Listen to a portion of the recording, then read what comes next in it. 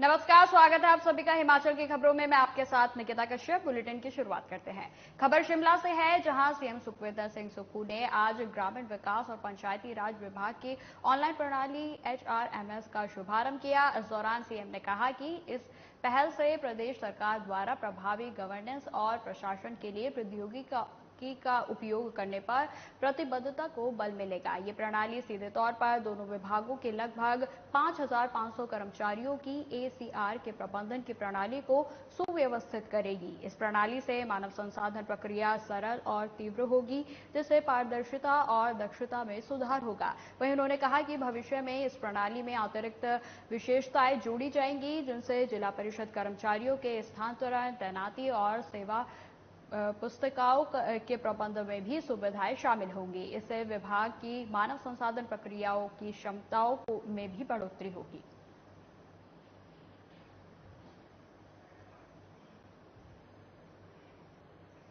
अब खबर शिमला से है, जहां सीएम सुखविंदर सिंह सुक्खू ने सचिवालय में डिजिटल प्रौद्योगिकी और गवर्नेंस विभाग की समीक्षा बैठक की अध्यक्षता की। इस दौरान उन्होंने सभी सरकारी विभागों में ई-गवर्नेंस प्रणाली लागू करने के महत्व पर बल देते हुए कहा कि ये पहल फाइल कार्य में तेजी लाने और दक्षता सुनिश्चित करने में महत्वपूर्ण साबित होगी।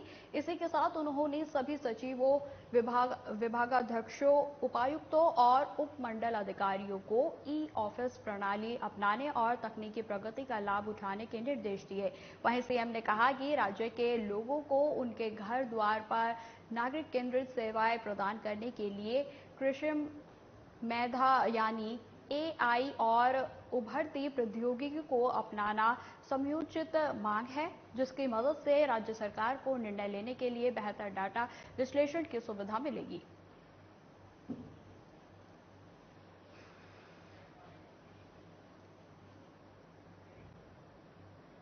शिमला की भट्टा खूपर फल मंडी पराला शिफ्ट हो गई है। आपको बता दें कि बागवान मंत्री जगत सिंह नेगी ने पंचायत राज मंत्री अनिरुद्ध सिंह शिमला के फल मंडी का निरीक्षण करने पहुंचे, जहां उन्होंने मंडी के क्षतिग्रस्त हिस्से का निरीक्षण किया और मंडी के सुरक्षित हिस्से में ही कारोबार शुरू करने की बात कही और इसके लिए कमेटी का गठन भी किया गया। वहीं आपको बता दें कि जो 24 घंटे के अंदर अपनी रिपोर्ट सौंपेगी। साथ ही आढ़तियों को किलो के हिसाब से सेब खरीदने की सख्त हिदायत दी। इसके अलावा आढ़तियों, बागवानों की समस्याओं को भी सुना।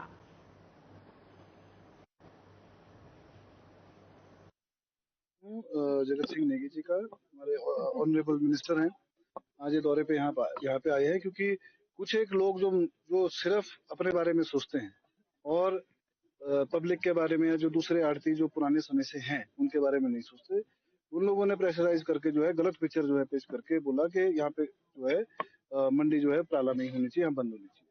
यहाँ के भाई लोग हमारे से सब मिले हैं, सभी का रोजगार जुड़ा है, चाहे वो आड़ती है, चाहे वो लदानी है, चाहे वो गाड़ी वाले हैं, चाहे कोई चाय बेच रहा है, सबका रोजगार यहाँ से जुड़ा है, लाइवलीहुड पूरे साल की जुड़ी है। ये बात ठीक है, सरकार बड़ी गंभीर है हमेशा कि कोई अनसेफ नहीं होने चाहिए, किसी को चोट भी लग जाए तो सरकार की जिम्मेवारी है। ये जो मंडी है, आप देख ही रहे हैं कि इसमें काफी हिस्सा जो है चट्टानों के गिरने से जो है क्षतिग्रस्त है, तो इसी को लेकर जो है इसको अनसेफ जो है डिक्लेयर किया गया था। परंतु इसके साथ जो है एक और ऑप्शन है जो हमें भी लग रहा है कि सेफ है, तो हमारी टेक्निकल कमेटी इसका मूल्यांकन करेगी और उसके बाद अगर ये सेफ है तो इस ऑप्शन में जो है काम किया जा सकता है। कानून देश का बना हुआ है, कोई भी आइटम जो है बाय वेट बाय नंबर बिकेगा, और उसके लिए हमने व्यापारी भाइयों से भी, किसान संगठनों से भी एक नहीं अनेकों बार बैठक की है और सबने माना था कि किलो के हिसाब से सेब और फल बेचेंगे, तो इसमें दिक्कत नहीं आनी चाहिए।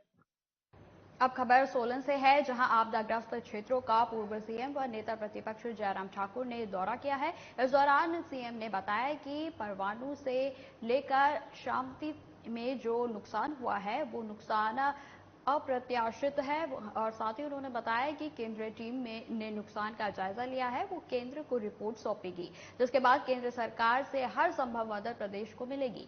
वहीं पूर्व सीएम ने यह भी बताया कि अवैध खनन सहित भारी बरसात सभी कारण इस नुकसान के हैं और प्रदेश को संभव पीड़ितों को हर संभव मदद करनी चाहिए।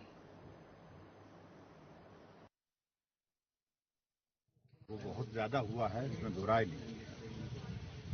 और हिमाचल प्रदेश सरकार भी अपनी ओर से प्रयत्न तो कर रही है।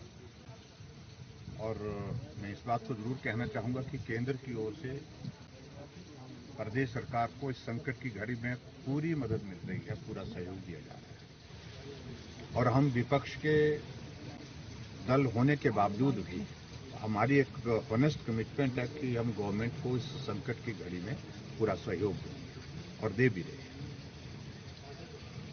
आदरणीय गृह मंत्री अमित शाह जी से हमारे फोन पर लगातार बात हो रही है और मैं व्यक्तिगत रूप से उनसे मिलने भी गया था और मिलकर के हमने हिमाचल प्रदेश की परिस्थिति के बारे में अवगत भी कराया और उनसे आग्रह भी किया कि हिमाचल के लिए और मदद की जरूरत है, क्योंकि नुकसान बहुत ज्यादा हुआ है। हमीरपुर कर्मचारी चयन आयोग के निलंबन के बाद अभी तक पेंडिंग भर्तियों के रिजल्ट घोषित न होने से नाराज अभ्यर्थी उपायुक्त कार्यालय के बाहर अनिश्चितकालीन धरने पर बैठ गए हैं। पोस्ट कोड 962 के अभ्यर्थियों ने सरकार को 15 दिन के अंदर पेंडिंग रिजल्ट घोषित करने की मांग की है। वहीं पोस्ट कोड 962 के अभ्यर्थियों का कहना है कि हमीरपुर कर्मचारी चयन आयोग के भंग होने के 7 महीने के बाद भी पेंडिंग रिजल्ट घोषित नहीं किए गए हैं। इस पोस्ट कोड में धांधली होने के शक के आधार पर एक ढाबे मालिक पर एफआईआर दर्ज भी की गई है। वहीं उनका कहना है कि सरकार जानबूझकर मुकदमेबाजी में फंसा रही है ताकि ज्यादा लोग जो है वो भर्ती ना करें। 62 के अभ्यर्थी आज शिमला में अनिश्चितकालीन धरने की शुरुआत पर आए हैं और हमारी सबसे बड़ी मांग ये है कि 15 दिन के अंदर सरकार हमें ज्वाइनिंग दे। जैसा कि आप सभी को पता है कि पेपर लीक प्रकरण के बाद सरकार ने दिसंबर में हमीरपुर बोर्ड को बंद कर दिया गया था। उससे बाद जो भर्तियां थी वो लंबे समय के लिए फंस गई थी। लेकिन जब हमीरपुर बोर्ड को बंद किया गया था तो सरकार ने हमें कहा था कि 30 दिन के अंदर हम लंबित परिणाम को घोषित करेंगे। 30 दिन या 60 दिन का समय सीएम साहब ने खुद दिया था। उसके बाद भी अभ्यर्थी लगातार सीएम साहब से मिलते रहे और आप सभी मीडिया बंधुओं के माध्यम से हमें पता लगता रहा है कि सीएम साहब ने लगातार हमें 10 या 15 दिन में रिजल्ट निकालने की बातें कही है। लेकिन आज 7 मंथ बीत जाने के बाद भी रिजल्ट के नाम पे हमें कुछ नहीं निकाला जा रहा है और हमें बताया जाता है कि अभी जांच चल रही है।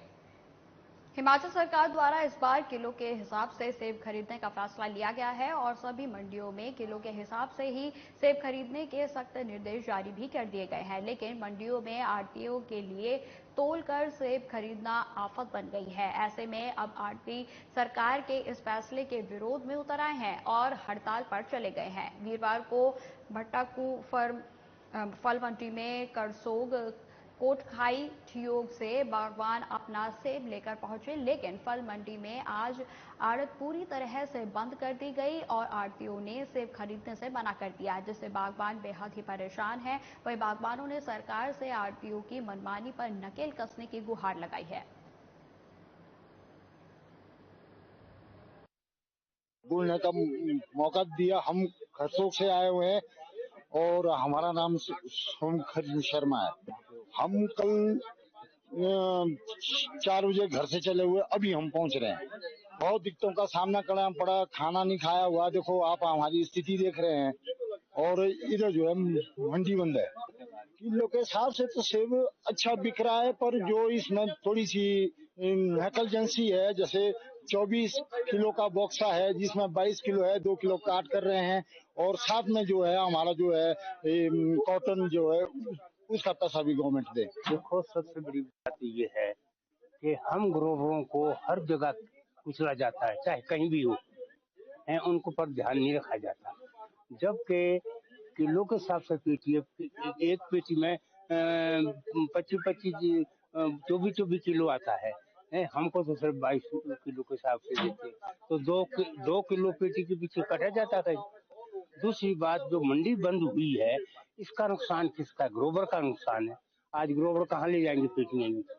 और दूसरी, इनको क्या प्रॉब्लम है आड़तियों को कि अगर हम किलो के हिसाब से ले रहे हैं तो उनको क्या तकलीफ है? कटी तो हमारे से जाएगी हो, इनसे तो नहीं कटी जाएगी हो। अब खबर सोलन से है, जहां परवाणु राष्ट्रीय उच्च मार्ग पर 4 लेन से कई घर जमीनों दोस्त हो गए। परवाणु से लेकर धर्मपुर तक कई लोगों को अपने आशियाने छोड़कर जगह जगह रहना पड़ रहा है। इस 4 लेन में जमीनोदोज हुए घरों के मालिक 4 लेन निर्माता कंपनी से उचित मुआवजे की मांग कर रहे हैं ताकि वो फिर से अपना जीवन शुरू कर सके। साथ ही पीड़ित लोगों ने सरकार से भी मांग की है, जब तक 4 लेन अच्छे से कार्य नहीं करता है तब तक सनवारा में टोल टैक्स भी बंद होना चाहिए। इसको लेकर जाबली पंचायत की प्रधान कल्पना गर्ग ने बताया कि 4 लेन की वजह से जिसके घर और जमीन नष्ट हुई है उनको उचित मुआवजा मिलना चाहिए। पूरा वो क्लेम दे, मतलब जितनी मंजिली बिल्डिंग है वो तो उसका वो भुगतान हो करे। अब इन्होंने पर टोल प्लाजा किया, क्योंकि ये तो अपना जो भी सड़क करी है उसका वो तो अपना पूरा कर रहे, टोल टैक्स लेके जो ग्रामीण लोग हैं उनसे भी ले रहे, जबकि उनको छूट मिलनी चाहिए। अब एनएच बनाए नहीं है तो अपना जो इन्होंने लगाया इसमें पैसा ये तो अपना पूरा कर रहे, अब हमारा भी यहाँ पर पूरा करें। मैं 5-7 साल से इनके पीछे पड़ा हुआ, पत्राचार मेरा चला हुआ। पहले भी इन्होंने मेरा भारी नुकसान किया है, इस टाइम काम चला था तो पानी इन्होंने पूरा डाइवर्ट इधर को कर दिया। प्रशासन ने भी कोई नहीं सुनिया सर, कोई ऐसे 2 दिन तक तो कोई नहीं आया यहाँ पर। पहले और एनएच वाले तो अब तक नहीं हुए। जो ये एनएचआई की तरफ से जो नुकसान हुआ है, विधायक जी ने भी हमें यही आश्वासन दिलाया है कि हम पूरा प्रयास करेंगे और एनएचआई की तरफ से भी जो भी बनता है लोगों का, आप देखिए ना, आप करोड़ों करोड़ों का जो बिल्डिंग है लोगों की बहगी है। कोई सर एम्प्लॉइज लोग हैं ये लोग जिनका ये यहाँ से उधर तक नुकसान हुआ है, तो ये एम्प्लॉइज लोग हैं, मेहनत की कमाई है, कोई ऐसी कमाई तो है नहीं। तो अभी जरा फंसे हैं लोग, क्योंकि हमारे लिंक रोड भी खत्म हो गए। जैसे ही हम निकलेंगे, हम रस्तों पे निकलेंगे, हम टोल तो हम निकलने नहीं देंगे सर अब, क्योंकि हमने अपनी जमीनें भी दी और जमीन से हम अब हमें बोलते हैं कि आपको सुविधा दी है। ऐसी सुविधा क्या करनी है जिससे असुविधा ही बनी पड़ी है हर वक्त। कांगड़ा जिले में लगातार हो रही बारिश के चलते उद्यान विभाग को 140 लाख रुपए का नुकसान हुआ है। वहीं जिले के उद्यान विभाग के डिप्टी डायरेक्टर कमलशील नेगी ने जानकारी देते हुए बताया कि 10 दिनों से लगातार हो रही बारिश उद्यान विभाग की बात की जाए तो 140 लाख का नुकसान हुआ है।